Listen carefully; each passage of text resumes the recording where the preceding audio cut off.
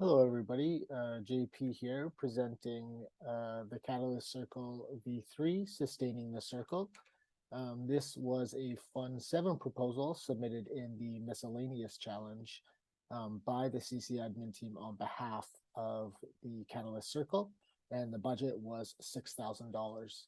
The $6,000 budget was to pay $1,000 USD for a 3-month participation of Catalyst Circle members, and then $1,000 for contingency and using different tools such as GitHub and Slack.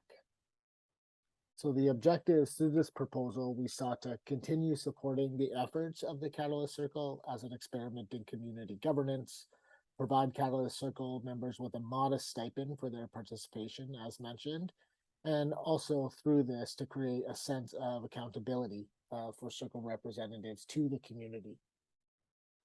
So the outcomes, while there were some successes, and obviously in some ways that we realized we missed the mark. The first one was some of the successes was we saw the creation of the proposer assessor or the veteran proposer assessor subcircle.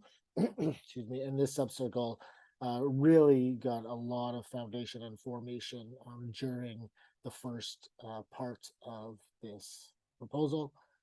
We also saw the funded proposer subcircle begin to form and solidify. We saw increased engagement from the Cardano Foundation through first through Bullish Dumpling, and then through Felix Weber, and then also we saw increased exposure to the circle, to the community, and again largely due to the work of some of our members to get the word out and really explain what the Catalyst Circle was doing.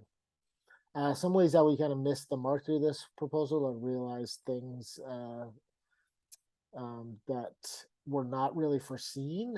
So we realized that some personal conflicts or interpersonal conflicts can really hinder the process.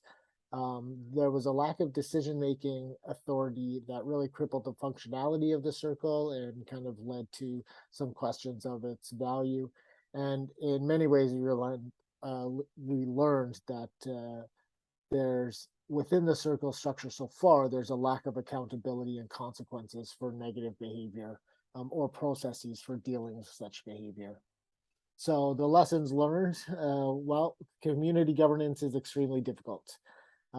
Representation from the community has to be organic and really to create a positive feedback loop for constant improvement in learning. So this way we have communities organically forming and self-identifying problems rather than in the reverse going out to communities and trying to identify different issues that they have. As I said, we learned that personal conflicts can gridlock the process and gridlock progress. Remuneration for participation in and support of community governance must be reconsidered and revisualized with sustainability in mind.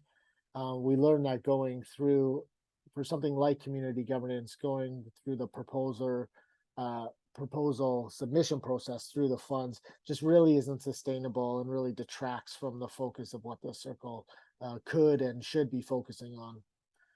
We also learned that accountability structures should probably or must be put in place early on to address a variety of situations and improve the pathway to resolution in such cases.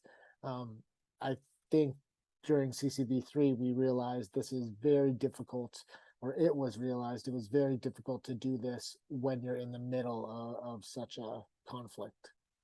And then there's just more work needs to focus on building the foundational legitimacy and value of the circle. So what is the value add to the community? How does the community really engage? What do we see the functionality of this group being going forward? So thank you, and we'll look forward to talking to you on the next one.